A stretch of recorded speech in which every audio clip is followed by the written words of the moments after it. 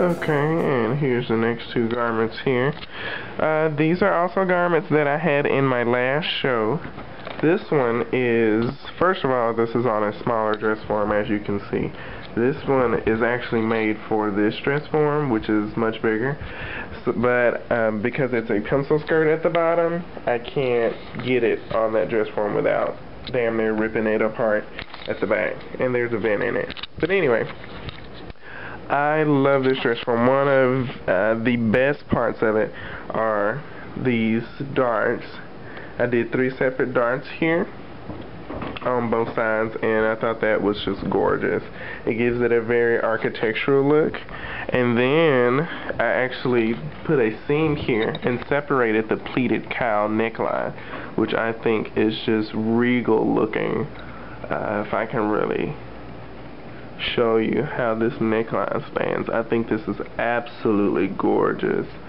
So, and you see the way it makes the neck look. On some of my pictures, I know it probably looks like the neckline is really, really high up on her, but if it's worn correctly on someone that's the right size, of course, it's very gorgeous.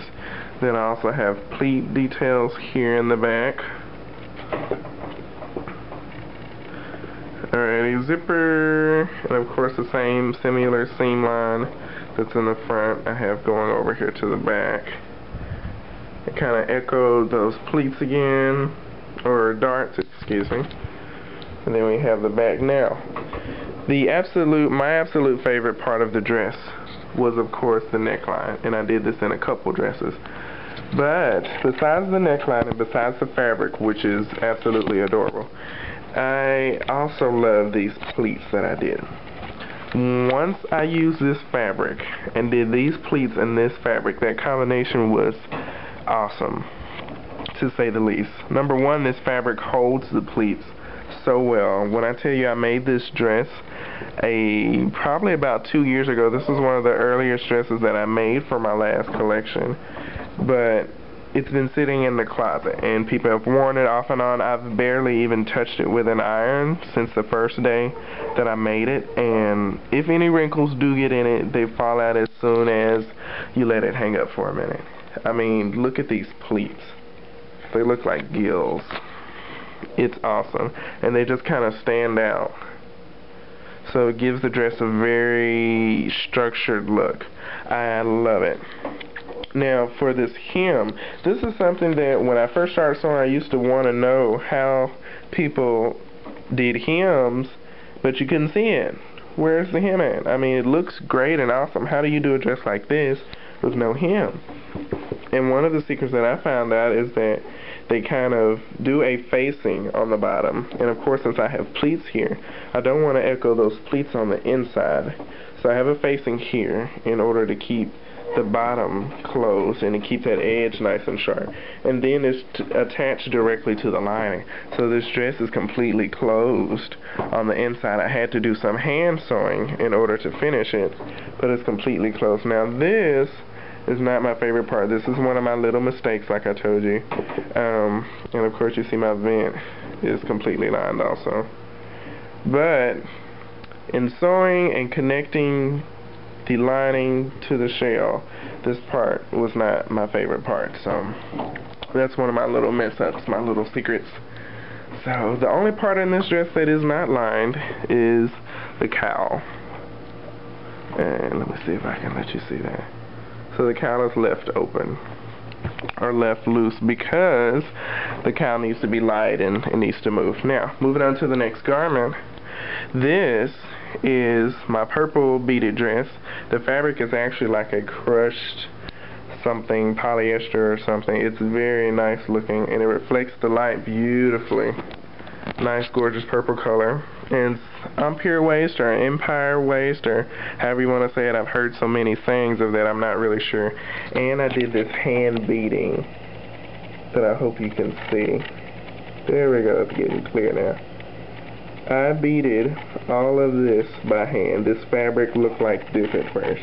Then I took it from this to this. And so you can see, this is tight beading. This is not beading that's loose and falling everywhere. This is tight. I can touch it and I'm not worried about the beads falling everywhere. And also, this is beading that it took me a couple times to get this correct, and you know, over time. I didn't just, this isn't my first beading attempt. This is, you know, probably my third beading attempt, third or fourth, and over time. So it's not third or fourth like right behind each other, but you know, take time, you learn, you look at other things. Okay, I want to show you this back really quick. I have a hook and eye here, which is very important to keep the zipper from falling all the time. There's also a piece of boning in the very back.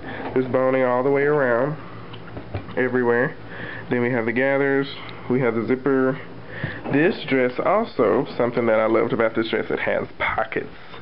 And if I can find this side seam here, there are pockets. Pockets. There we go. Pockets. And I did pocket facings and all the other stuff so you don't see white sticking out.